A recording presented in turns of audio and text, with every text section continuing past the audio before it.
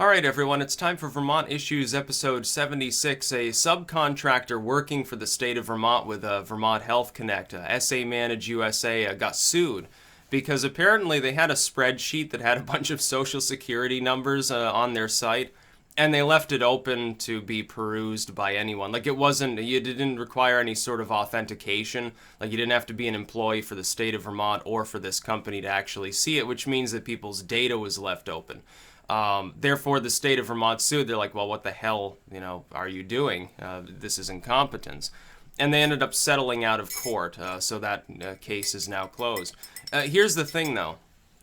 Vermont Health Connect was racked with problems almost as badly as Obamacare's main website that was set up. You'll remember the botched rollout. It almost ended up killing Obamacare because it was so shitty. The site didn't really work. It got overloaded very quickly. When it finally did work, it wasn't clear that it was properly secured and was quite vulnerable. And it was sort of a carpetbag maneuver anyway, because one of Michelle Obama's old friends was running the company that set up the site. Here in the state of Vermont, our own Health Connect site also went down a number of times, also had problems, and of course now a data breach because of a subcontractor. At what point are we going to say the government's not really capable of administering the kind of sensitive information typically associated with people's healthcare decisions? I think that's the greater argument here, as opposed to, well, this is a data breach, the state sues and gets money back.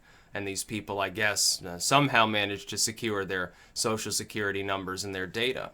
The larger issue is cybersecurity as it relates to this kind of government-run or government-co-opted site. It's even worse when you're talking about subcontractors. You're talking about a private firm being empowered by the U.S. government to handle the sensitive data that sometimes is there in a mandatory fashion of other private U.S. citizens, completely breaking the concept that a person should be voluntarily able to do business with a private entity. This, by the way, is also why these firms they charge a lot of money, because it tends to be totally monopolistic. You've got one subcontractor hired by a state to handle something, and they can basically screw the state. The state doesn't care if they're paying more, of course, because the taxpayers are the ones that are actually paying for it.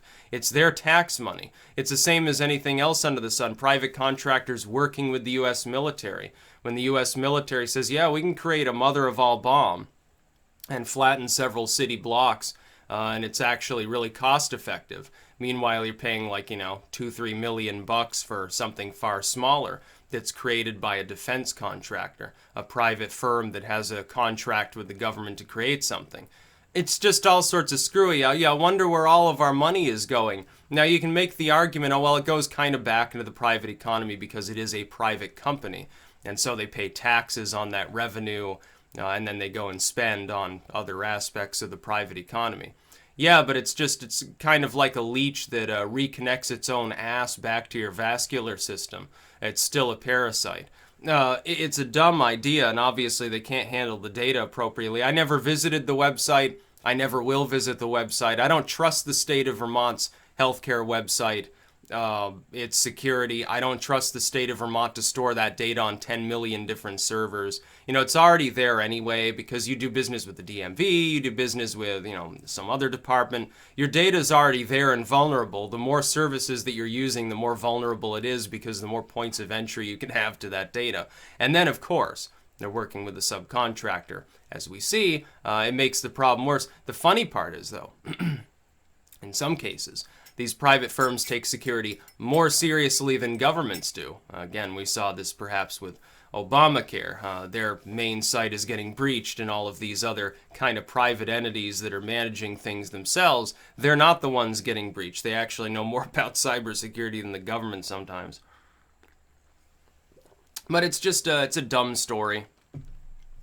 Something where it's like Gruber. We have continuous healthcare problems in legal form. We sued Gruber for defrauding the state, for submitting false work. I think he was submitting one of his employees' work times as his own and getting extra money for it, like double dipping. So he got sued. They settled out with him.